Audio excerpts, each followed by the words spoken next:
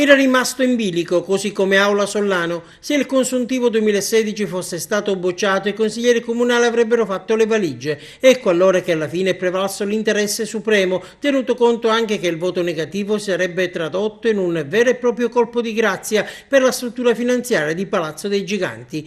Così, nell'ultima seduta, è arrivato il semaforo verde. L'Aula ha detto sì prima alla riapertura dello stato patrimoniale, poi al resoconto contabile riferito a 2 anni fa. Ha incassato 11 voti favorevoli e 7 contrari. Dunque il fantasma del commissario che aleggiava intorno a Piazza Pirandello non si potrà materializzare. È stato quantomeno allontanato, sì, perché la situazione finanziaria del comune di Agrigento resta preoccupante, sotto osservazione. Il dirigente del settore ha garantito che vi è per il 2017 l'equilibrio finanziario, mentre si sta cercando di fare quadrare i conti per il 2018, ma all'appello mancherebbe oltre 1 milione di euro. L'assessore al bilancio Giovanni Amico mette in chiaro il quadro complessivo.